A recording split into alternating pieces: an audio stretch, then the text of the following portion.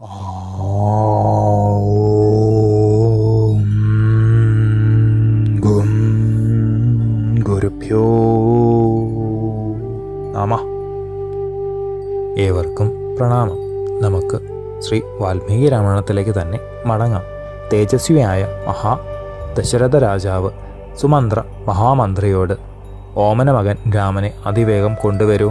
രാജശാസനം ശിരസാ വഹിച്ച സുമന്ത്രർ മഹാരഥനായ ശ്രീരാമദേവനെ ശ്രേഷ്ഠരഥത്തിൽ ഏറ്റിക്കൊണ്ട് രാജസദസ്സിൽ എത്തി. കിഴക്ക് തെക്ക് തുടങ്ങിയ എല്ലാ നാടുകളിലെയും അരജന്മാർ, മ്ലേച്ഛന്മാർ, ആര്യന്മാർ, മാമലവനവാസികൾ തുടങ്ങിയവരാൽ ആവൃതനായ ദശരഥ രാജഋഷി ദേവസദസ്സിലെ വാസവനെ പോലെ ആ ശാലയിൽ ശോഭിച്ചു.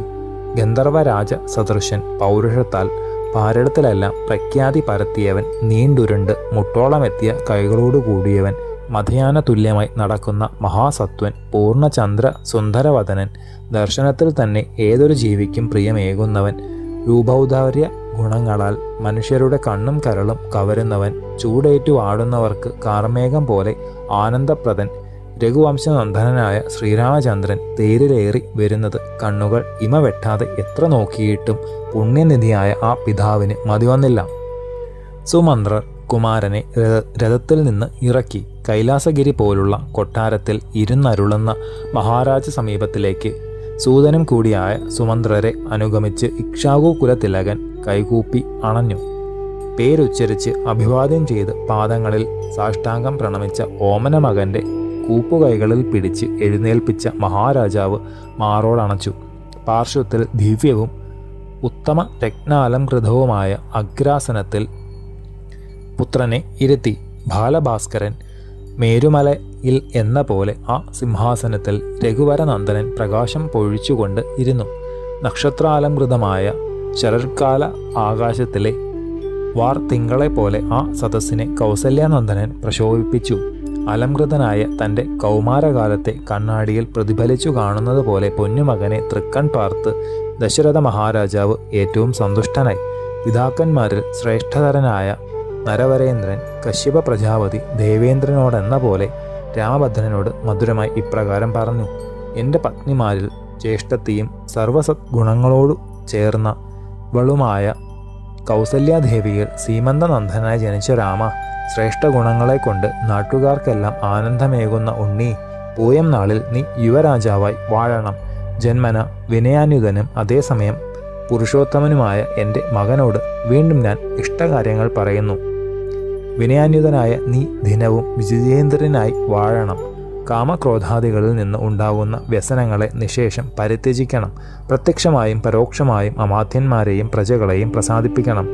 ആയുധപുര, പത്തായം, ഈടുവെപ്പ് മുതലായവ തീർത്ത് തെളിഞ്ഞ ഹൃദയത്തോടെ രാജ്യപരിപാലനം ചെയ്താൽ മിത്രങ്ങളെല്ലാം അമൃത കിട്ടിയ ദേവന്മാരെ പോലെ സന്തുഷ്ട ചിത്തരാകും. അതുകൊണ്ട് ഉണ്ണി അപ്രകാരം സംയമ ചിത്തനായി ഭരിക്കണം.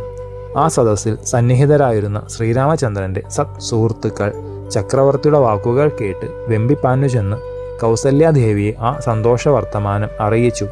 ആനന്ദം കൊണ്ട് രോമാഞ്ചം അണിഞ്ഞ ദേവിയാകട്ടെ സ്വർണം, പശു, രത്നം തുടങ്ങിയവയെ പ്രിയം ഓതിയവർക്ക് ദാനം ചെയ്തു. ജനങ്ങളാൽ ആദൃതനായ ശ്രീരാമദേവൻ പിതാവിനെ വന്ദിച്ച് ശ്രീനികേതമായ സ്വന്തം അരമനയിലേക്ക് തേരിൽ കയറി യാത്ര തിരിച്ചു. ആഗ്രഹിച്ച പോലെ കാര്യം നേടിയ പ്രജകൾ രാജാനുമതിയോടെ അവരവരുടെ ഭവനങ്ങളിൽ എത്തി ദേവപൂജ മുതലായവ വിധിയാവണ്ണം നടത്തി.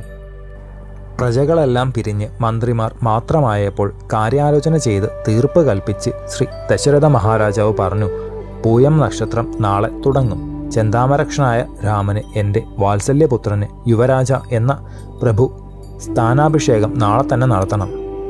അവനീന്ദ്രൻ അന്തപുരത്തിൽ പള്ളിയറയിൽ അല്പനേരം വിശ്രമിക്കുവാൻ എത്തി. എന്നാൽ പെട്ടെന്ന് സൂതനെ വിളിച്ച് ആജ്ഞാപിച്ചു: രാമനെ അതിവേഗത്തിൽ ഇങ്ങോട്ട് കൊണ്ടുവരൂ. കൽപ്പന ശിരസാ വഹിച്ച സുമന്ത്രർ ഉത്തരക്ഷണത്തിൽ കുമാരൻ്റെ കൊട്ടാരത്തിലെത്തി. കാവൽക്കാർ വിവരം ഉണർത്തിയപ്പോൾ ജിജ്ഞാസാഭരിതനായ ശ്രീരാമചന്ദ്രൻ സൂതനെ അകത്തേക്ക് വേഗത്തിൽ കൊണ്ടുവന്ന് ധൃതിയോടെ: ഇത്ര പെട്ടെന്ന് വീണ്ടും വന്നതെന്താണ്? വിവരം വ്യക്തമായി പറയൂ. അവിടുത്തെ തൃക്കൺ പാർക്കുവാൻ ദേവൻ ആഗ്രഹിക്കുന്നു. അങ്ങോട്ട് എഴുന്നള്ളുവാനോ മറ്റൊന്നിനോ അവിടുത്തെ തിരുവുള്ളം പോലെ. തൊഴുതുകൊണ്ട് സൂതൻ പറഞ്ഞതു കേട്ട ശ്രീരാമചന്ദ്രൻ അതിവേഗത്തിൽ പിതൃസവിധത്തിൽ എത്തി. രഹസ്യമായി ഉത്തമോപദേശങ്ങൾ നൽകുവാൻ വേണ്ടി വരുത്തിയ പ്രിയനന്ദനനെ രാജാനുമതി പ്രകാരം പള്ളി അറയിലേക്ക് ആനയിച്ചു.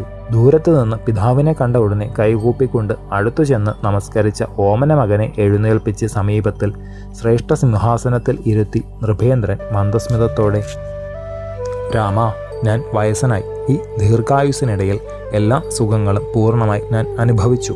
മൃഷ്ടാന്നം, ദക്ഷിണ എന്നിവ യഥേഷ്ടം കൊടുത്ത് അനേകം യാഗങ്ങൾ യഥാവിധി ഞാൻ ചെയ്തു. അതിൻ്റെയെല്ലാം ഫലമായി കിടയറ്റ ഗുണങ്ങളോടുകൂടിയ നിന്നെ ആത്മജനായി ലഭിച്ചു.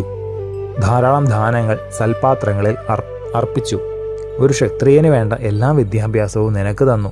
ഇന്ന് നീ പുരുഷന്മാരിൽ വെച്ച് ഉത്തമോത്തമനാണ്. ധാർമ്മികമായ സുഖങ്ങൾ അനുഭവിച്ചുകൊണ്ട് ദേവന്മാർ, ഋഷിമാർ, പിതൃക്കൾ, വിപ്രന്മാർ എന്നിവർക്കു മാത്രമല്ല എനിക്കുള്ള കടം കൂടി ഞാൻ വീട്ടിക്കഴിഞ്ഞു. ഒന്നു മാത്രം ഇനിയും ബാക്കിയുണ്ട്, നിന്റെ അഭിഷേകം. ഞാൻ പറയുന്നത് അതേപടി നീ അനുസരിക്കും എന്ന് എനിക്കറിയാം. നീ രാജാവാകുവാൻ പ്രജകൾ കൊതിക്കുന്നു. അതുകൊണ്ട് ഉണ്ണിയെ യുവരാജാവായി അഭിഷേകം കഴിക്കുവാൻ ഞാൻ നിശ്ചയിച്ചു. രാമ, ഞാൻ സ്വപ്നത്തിൽ ഭയാനകങ്ങളായ അശുഭങ്ങളെ കാണുന്നുണ്ട്. ഇടി വാളോടുകൂടിയ കൊള്ളിമീൻ ആകാശത്തിൽ നിന്ന് അലറിക്കൊണ്ട് വീഴുന്നു. സൂര്യൻ, ചൊവ്വ, രാഹു എന്നീ ക്രൂരഗ്രഹങ്ങൾ എൻ്റെ ജന്മനക്ഷത്രത്തെ സ്പർശിച്ചതായി ജ്യോത്സ്യന്മാർ പറയുന്നു. ഇപ്രകാരമുള്ള ലക്ഷണങ്ങൾ മന്നവൻ്റെ മരണത്തെയോ ഭയങ്കരമായ ആപത്തിനെയോ ആണ് സൂചിപ്പിക്കുന്നത്. ഉണ്ണി, ഇപ്പോഴുള്ള എൻ്റെ മനസ്ഥിതി മാറുന്നതിന് മുമ്പ് അഭിഷേകം നടത്തണം. മനുഷ്യ ഹൃദയമല്ലേ. ചന്ദ്രൻ ഇന്ന് പുണർത്തം നക്ഷത്രത്തിലാണ്. നാളെ പൂയം ഏറ്റവും ശുഭമായ നക്ഷത്രമാണെന്ന് ദൈവജ്ഞന്മാർ പറയുന്നു. മാത്രമല്ല, അഭിഷേകം നാളെ തന്നെ നടത്തണമെന്ന് എൻ്റെ ഹൃദയം വെമ്പുന്നു. ഉണ്ണി, രാമ, ശാസ്ത്രോക്ത രീതിയിൽ വ്രതചര്യ ഇന്ന് തുടങ്ങണം. ഒട്ടും തന്നെ തെറ്റുപറ്റരുത്. ഇപ്പോൾ മുതൽ ജിതേന്ദ്രിയനായി വധു വന്നിച്ച് ദർഭതലത്തിൽ കിടന്ന് ഉപവസിക്കണം. സ്നേഹസമ്പന്നരായ സുഹൃത്തുക്കൾ ഇന്ന് തന്നെ കാക്കട്ടെ. ഇത്തരത്തിലുള്ള മംഗളകർമ്മങ്ങൾക്ക് വിഘ്നങ്ങൾ പലപ്പോഴും പലതരത്തിലും ഉണ്ടാകാം. ഭരതൻ കേകേയ രാജ്യത്തിലേക്ക് പോയ അന്ന് മുതൽ നിന്റെ അഭിഷേകകാലമായി എന്നാണ് എൻ്റെ അഭിപ്രായം. സത്സ്വഭാവിയും ജ്യേഷ്ഠാനുവർത്തിയും ധർമ്മിഷ്ഠനും ദയാലുവും ജിതേന്ദ്രിയനുമാണ് നിന്റെ അനുജൻ, സംശയമില്ല. എന്നാൽ മനുഷ്യഹൃദയം ചഞ്ചലമാണ്, സുസ്ഥിരമല്ല. ധർമ്മനിഷ്ഠന്മാരായ ഉത്തമ പുരുഷന്മാർക്ക് കൂടി മനസ്സിന് മാറ്റം വന്നിട്ടുണ്ട്. എല്ലാം സശ്രദ്ധം കേട്ട രഘുനന്ദനൻ രാജാനുമതിയോടെ അഭിവാദനം ചെയ്ത് ആലയം പ്രാപിച്ചു. അന്തപുരം ശൂന്യമായി കണ്ടപ്പോൾ നേരിട്ട് മാതാവിൻ്റെ അരമനയിലേക്കാണ് പോയത്. അഭിഷേക വർത്തമാനം അറിഞ്ഞ് അവിടെ എത്തിയിരുന്ന സുമിത്രാദേവി, ലക്ഷ്മണകുമാരൻ, സീതാദേവി എന്നിവരുടെ സമീപത്ത് ഇരിക്കുന്ന മാതാവിനെ ദേവൻ തൃക്കൺ പാർത്തു. ശേഷം ചരിതം നമുക്ക് അടുത്ത ഭാഗത്തിലൂടെ കാണാം. ഗുരുപാദങ്ങളിൽ സാഷ്ടാംഗ പ്രണാമത്തോടെ നമസ്കാരം.